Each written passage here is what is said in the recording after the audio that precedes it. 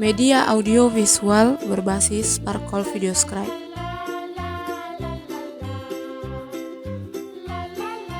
Oleh Santi Teresia Butar-Butar, mahasiswi PGSD Universitas Negeri Medan.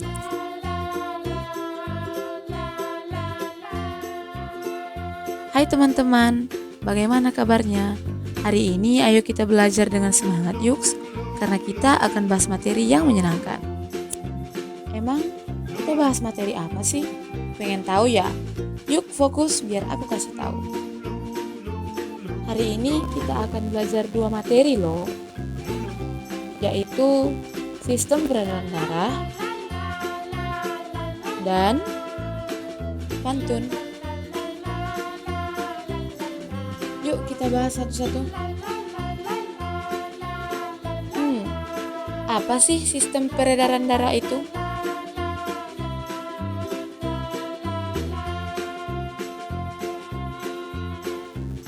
Darah adalah bagian penting bagi tubuh manusia. Sistem peredaran darah adalah sistem yang mengatur proses mengalirnya darah ke seluruh tubuh. Dalam sistem peredaran darah, terdapat organ-organ yang berperan, yaitu jantung dan pembuluh darah.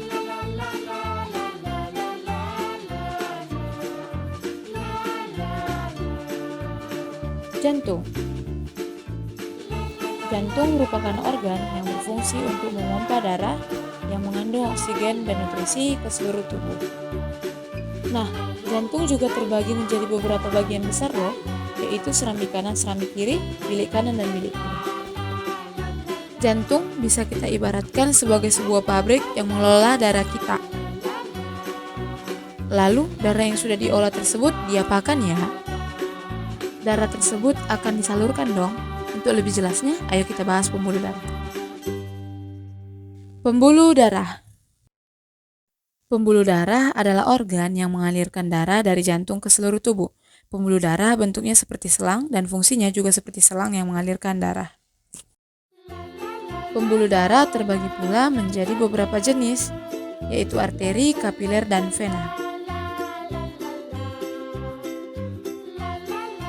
Pembuluh darah arteri dikenal juga sebagai nadi. Arteri adalah pembuluh darah yang mengalirkan darah dari jantung ke pembuluh darah kecil atau kapiler.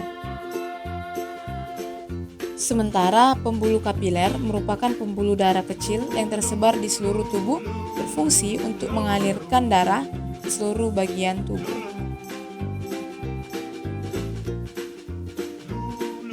Pembuluh vena dikenal juga sebagai pembuluh balik.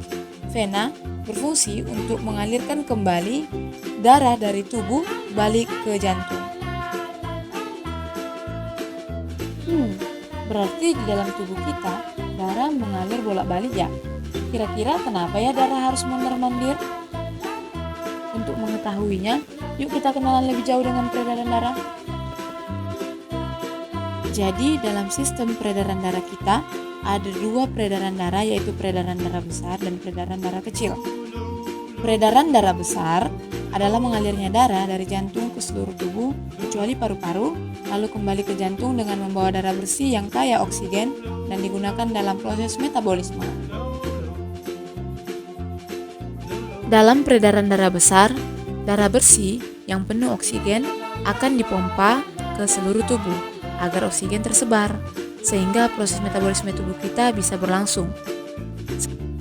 Setelah mengedarkan darah bersih, maka pembuluh balik membawa darah kotor yang penuh karbon dioksida kembali ke jantung.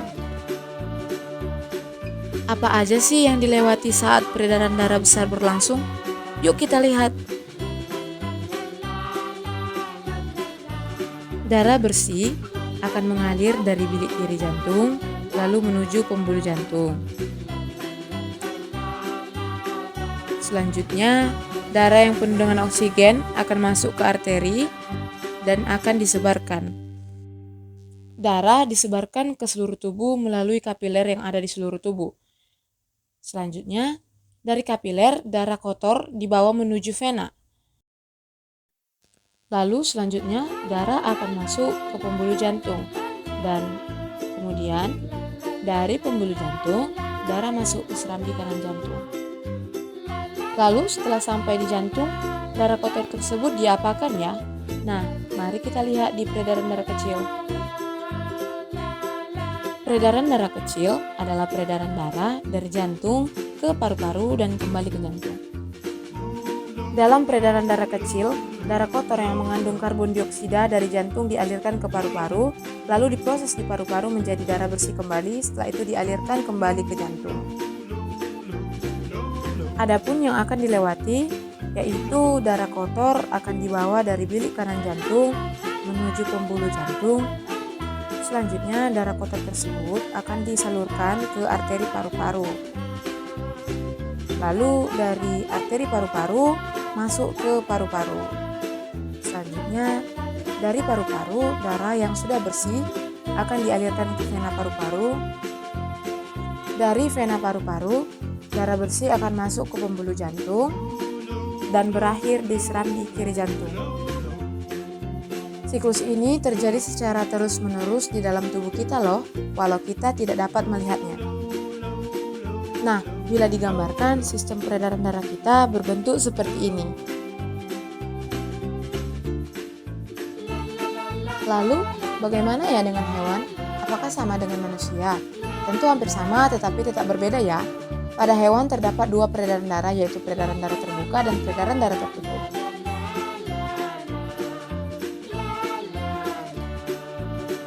Pada peredaran darah terbuka, darah mengalir tidak hanya di dalam pembuluh darah, tetapi mengalir pula di luar pembuluh darah dan mengalir ke dalam rongga-rongga tubuh. Contohnya adalah udang dan serangga seperti belalang dan ulat bulu.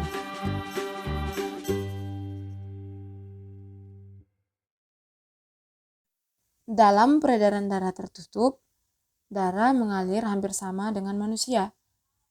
Darah mengalir ke seluruh tubuh melalui pembuluh darah dan dipompa oleh jantung ke seluruh tubuh.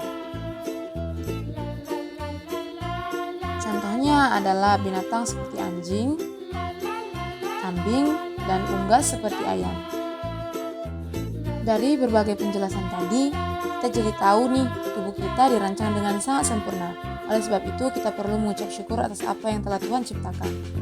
Nah, untuk menyatakan rasa syukur kita bisa menggunakan pantun loh. Kamu pernah dengar pantun? Itu loh yang sering diucapkan Jarcik Ipin Ipin. Yuk, kita kenalan dengan pantun. Apa sih pantun itu?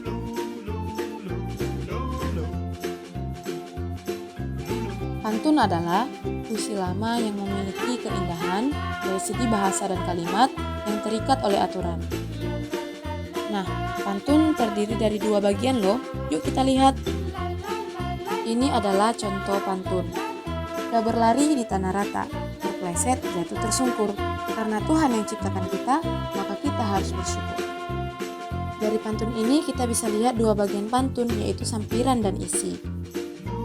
Sampiran adalah kalimat yang terdapat pada baris 1 dan 2 pantun. Sampiran biasanya tidak ada hubungannya dengan bagian kedua pantun. Jadi bisa kalimat bebas apapun namun tetap disesuaikan dengan aturan pantun.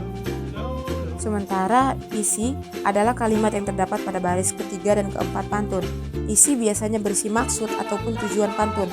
Maksud pantunnya dapat berbeda-beda sesuai dengan jenisnya. Aturan-aturan pantun seperti apa ya? Kita dapat lihat dari ciri-ciri pantun loh. Apa sih ciri-ciri pantun? Yuk kita cari tahu. Pantun memiliki 3 ciri utama loh, yaitu yang pertama, tiap baris berisi 4 baris kalimat. Kenapa harus 4 baris? Karena jika lebih atau kurang, tentu tidak sesuai dengan bagian-bagian pantun dong. Lalu yang kedua, tiap baris berisi 8-12 suku kata. Ini bertujuan agar kata yang disampaikan jelas dan padat. Dan yang ketiga, bersaja ABAB. Maksudnya rima atau bunyi pantun harus sama. Hal inilah yang menjadi ciri khas pantun. Selanjutnya, yuk kita kenalan lebih jauh dengan jenis pantun. Pantun memiliki banyak jenis loh. Di antaranya adalah pantun nasihat, berisi nasihat, petua, atau pesan moral pada pembaca atau pendengar. Selanjutnya ada pantun agama, berisi ajaran agama tertentu. Lalu pantun remaja berisi kehidupan remaja dan pantun cinta berisi ungkapan perasaan. Selanjutnya ada pantun jenaka. Pantun ini biasanya digunakan untuk menghibur karena isinya lucu. Lalu pantun pendidikan berisi kehidupan pendidikan seperti motivasi belajar, media pembelajaran, dan lain-lain. Dan yang terakhir ada pantun teka-teki berisi tebak-tebakan. Itu tadi beberapa jenis pantun. Masih banyak lagi jenis pantun loh, kamu bisa gali lebih dalam lagi. Dari pembelajaran di atas, tentu kamu sudah bisa membuat pantun sendiri kan? Kamu juga diharapkan bisa membuat pantun ucapan syukur. Baiklah teman-teman, tidak terasa kita sudah belajar banyak sekali hari ini. Saatnya kita berpisah. Semangat belajar. Sampai bertemu di video selanjutnya ya. Bye-bye.